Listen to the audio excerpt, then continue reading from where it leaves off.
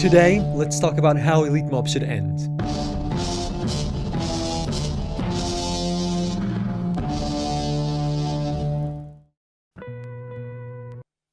Well, that was dramatic, but what do I mean by the end of EliteMobs? I don't mean the end of the project as we know it, I mean what is the end of the plugin?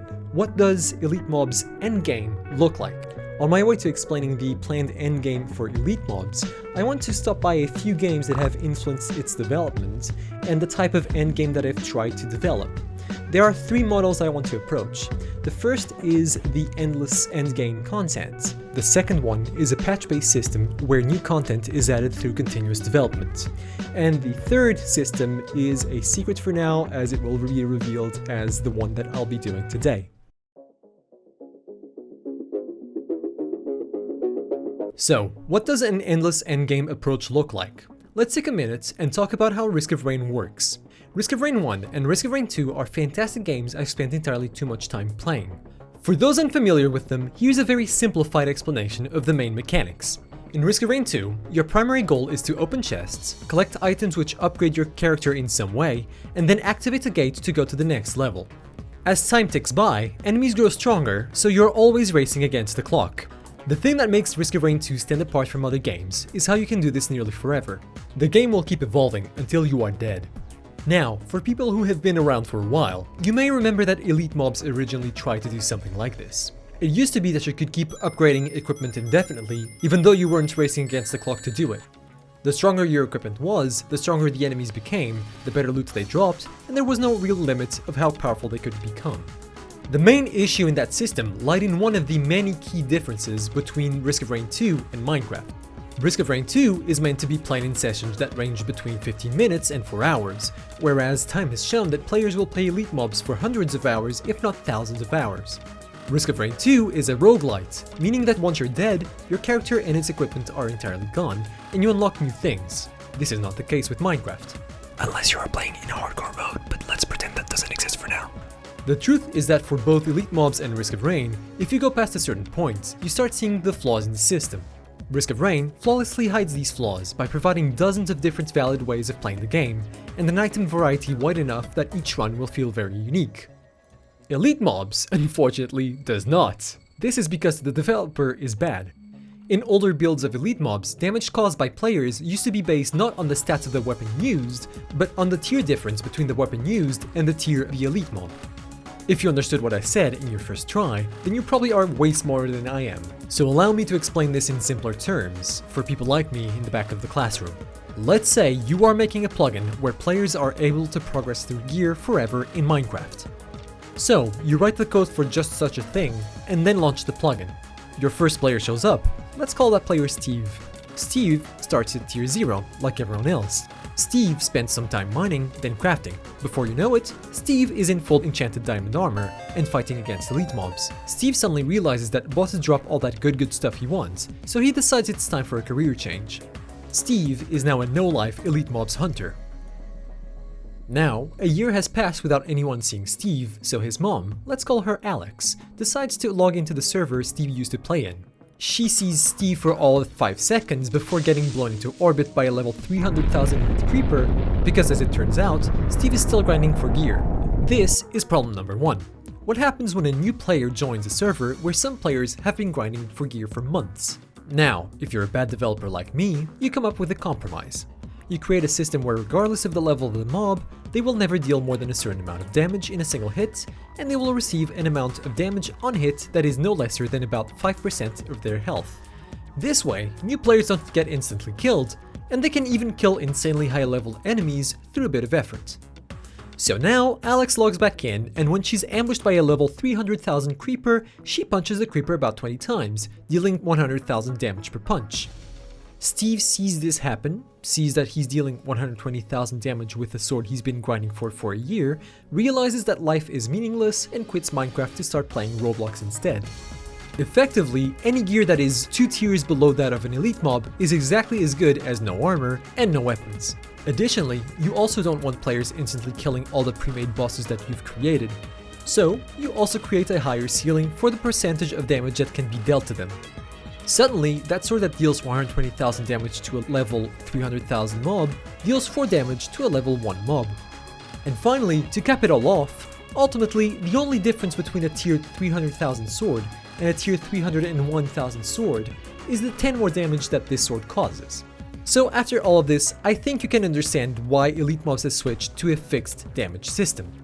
Now, you may have a few questions. Am I dissing the system that Risk of Rain uses? The answer is no. Risk of Rain thrives on the variety of items, classes, enemies, and different ways you can play it. Was trying to recreate the Risk of Rain model the wrong move? Yes. While you can add a bunch of variety to EliteMobs if you put an insane amount of development work into it, it is fundamentally incompatible with the system that has to be active for everyone online regardless of how powerful they are. Is it impossible to create an endless endgame RPG plugin for Minecraft? If there is a way to do that correctly in the overworld, I certainly am not a good enough game developer to figure it out.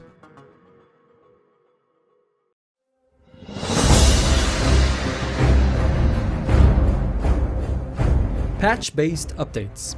It sounds like complicated gibberish, but really, it's the single most common type of endgame extension online games have. Minecraft, World of Warcraft, Overwatch, League of Legends, Fortnite, Super Smash Bros, Roblox, GTA 5, Apex Legends, Terraria, Warframe, Monster Hunter World, Dota 2, Diablo 3, Black Desert Online, Paladins, Path of Exile, RuneScape, EVE Online, The Elder Scrolls Online, Planet Size 2, Guild Wars 2, Rainbow Six Siege, Brawlhalla, Hearthstone. These are all games that, to different extents, rely on the addition of new features, be they maps, characters, mechanics, or anything else in order to extend the endgame and keep things interesting. But let's talk about World of Warcraft specifically. For those paying attention, you may have noticed that a lot of the features I've been working on recently are features that exist in World of Warcraft. EliteMobs, quests, arenas, world bosses, dungeons, and raids are all features that exist within World of Warcraft. So then, how does it add new content via patches? Let's start at the end of the expansion cycle. Every couple of years, World of Warcraft releases a new expansion pack. Traditionally, this expansion contains a brand new area, a level cap increase of 10 levels, new enemies, quests, and a number of dungeons. A few weeks after release, usually around the time players are done looking at the new content, a first raid gets released. For the player versus environment or PvE scene, raids are the endgame of World of Warcraft. Throughout the rest of the expansion cycle, raids will either be expanded or new raids will be released. Now on paper, this may sound like a fine system. Players get to see new stories, fight new bosses, experience new mechanics, and in general, assuming the balance is done correctly, they stay happy. And unlike Risk of Rain 2, World of Warcraft is much easier to compare to Minecraft. Players can and do fight for thousands of hours to get a bit better at it, and also to get better gear. So then, why can't this be done for EliteMobs? The issue with this system is not the system itself, but the amount of people working on it. EliteMobs only has me working on it in my free time. World of Warcraft has, well, it has a few more people working on it. I'm sure just a few though, it's basically the same thing, yeah. The truth is that EliteMobs has been trying to release new layers and mini-dungeons monthly since January. So far, in 4 months, I have managed to release 4 of these, thanks in no small part to the fact that I'm not the one building the maps, only the bosses, loot, and general configuration. And yet, for some reason, my medal hasn't arrived in the mail yet. However, despite releasing these dungeons, they still feel a bit unfinished in some areas, and the release schedule has backed me to a corner where I can't really put too much effort into each individual release, and I can't really patch them after the release. Additionally, a day I spend working on a dungeon is a day I can't spend fixing bugs, improving mechanics, or creating new features. But perhaps the worst issue of them all, and the one that has pushed me to look into a different solution, is how old content is garbage. In World of Warcraft, if you are level 100, there is simply no reason to ever look at level 10 content. This means that the content oftentimes has a once and done feeling.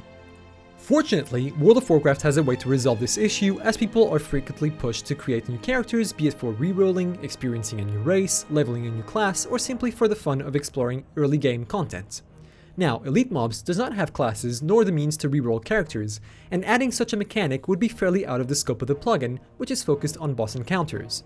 This means that any dungeons which aren't for the players at their highest possible guild tier and equipment tier are entirely useless to the players who are most dedicated to beating the plugin, and therefore to those who are most likely to want to see new content.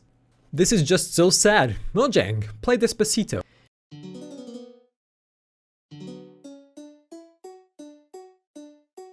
It is worth mentioning that Blizzard very rarely employs a strategy where they will update an iconic World of Warcraft dungeon to the latest version.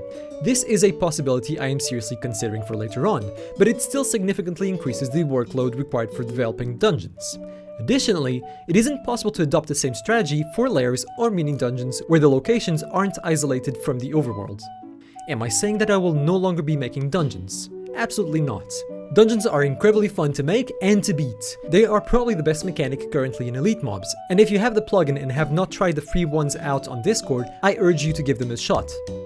Also, there's a few premium ones on Patreon, just saying, that's how I pay to get new dungeon maps. However, the goal of releasing them on a monthly basis has turned out to not be that great of an idea. There's a good reason why it's been 7 months since the last public release of EliteMobs, and that reason is lack of development time. As such, I will be dialing the release of new dungeons back a bit so I can improve the ones that already exist and be able to add more complexity to the ones I'll be releasing in the future.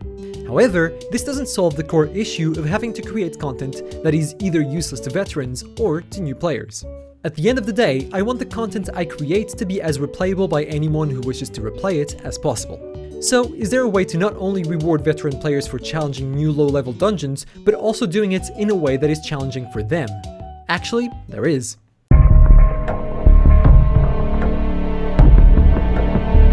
There is a very well-established way of allowing players to re-experience a game once they are done beating it, and people call that New Game Plus.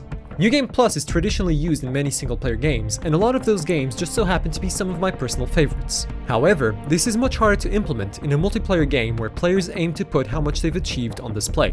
Why should players start all over again from scratch? Oddly enough, the game that inspired the solution for this issue is Call of Duty Modern Warfare 2. Few games can claim to be less like Minecraft than Call of Duty. However, the solution comes not in the form of a gameplay feature, but rather its lobby and unlock system, of all things. In Modern Warfare 2, the original version and not the remake, you unlocked various guns, attachments, perks, and killstreak rewards by generally doing well in a match. As you might be aware, Modern Warfare 2 puts a lot of emphasis on the progression and making it abundantly clear that you are quickly unlocking things as you play. Through unlocks, you are able to customize your signature in lobbies and kill cams. These signatures were your way of showing off how skilled you were at the game. So then, naturally, an issue emerged. If the game is so focused on unlocks, what do you do once you've unlocked everything? Despite its massive budget, there is only a finite amount of features a development team is able to put into the game. For Modern Warfare 2, the solution emerged in the form of the Prestige system. The Prestige system allowed players to use special highlights on their usernames to show that they had already beaten the entire progression path and were on their second playthrough, or third, or fourth. You get the idea. So then, how does this translate to EliteMobs? Recently, I've added placeholders which display the player's guild ranks on anything compatible with placeholders, namely leaderboards and chat. I think you can guess where this is going. By allowing players to show off just how much they've progressed through EliteMobs on chat and on leaderboards, the intention is to start a race to see who gets the highest progression rank. However, I still feel like this is insufficient. Like in a normal New Game Plus system, activating the Prestige system will cause you to restart from scratch. In EliteMobs terms, this means you'll become unable to use your EliteMobs gear. This is a massive loss for players, and losses should be offset with rewards. So then, rewards they shall get. Let's lay out the plan for the EliteMobs Prestige system. First off, what do the tiers look like? I've spent some time getting feedback for a bunch of new rank names, and this is what it looks like. As you can see, we have the Commoner, Rookie, Novice, Apprentice, Adventurer, Journeyman, Adept, Veteran, Elite, Master, and Hero ranks. In this proposed system, unlocking the Prestige ranks causes players to no longer be able to use their soulbound armor and resets how much currency they have. These are the necessary negatives that are required in order to make repeated playthroughs enjoyable and challenging. However, there are also a lot of advantages to unlocking Prestige ranks. As you can see in this rough draft, unlocking Prestige ranks will either increase maximum health, base chance to crit, or base chance to evade. Additionally, players will get more currency for killing elites and completing quests. Furthermore, this also allows players to access higher Adventurers Guild's ranks. This means that a player at Prestige 10 and Adventurers Guild rank 20, the highest possible level of progression, has all of these perks. Additionally, all soulbound armor will show off which Prestige rank they are. Now this is certainly very powerful, but keep in mind that under normal conditions, it should take a very long time for players to unlock this rank. It is highly possible that most players will never get past Prestige 1, and that is a valid way of playing the game. So, in conclusion, the endgame for EliteMobs is twofold. On one hand, you have the handcrafted features, those being layers and mini-dungeons, with dungeons, raids, and arenas coming soon. On the other hand, you have the prestige system, which encourages players to replay existing content or even play through newly added low-tier content in a way that is actually challenging. These are features that I believe will complement each other really well, with the really hard dungeons pushing people into wanting to unlock more tiers through the prestige system in order to get significant level ups, and the prestige system encouraging players to replay low-tier dungeons in a way that is more fun. And now that I hope that I have explained the system I plan to add and why I plan to add it in a somewhat entertaining way, allow me to do a short outro to mention a few important things. Firstly, if you want to download EliteMobs dungeons, there are currently 2 free ones in the Discord that you can download at any time. Secondly, the continued development of EliteMobs is only made possible through Patreon, where supporters can also download additional dungeons, as well as a number of custom bosses and items. I mentioned it earlier, but Patreon and feature commissions for EliteMobs is how I am able to distribute cool looking maps and pursue developing EliteMobs in the way that I have been doing it, and for that I give my deepest thanks to my patrons. This is the first time I've tried making a quote-unquote real YouTube video that I hope was somewhat entertaining. Please let me know your thoughts on the video and the features discussed in the comment section below, as I would love to hear your feedback on something that took about 60 hours to plan and make so far. In theory, the next video should be either on how I implemented these plans into EliteMobs or the devlog for the 7.2 update if there is little interest in these types of videos. But for now, that is everything I had for today, so I hope you enjoyed it and I'll see you again soon.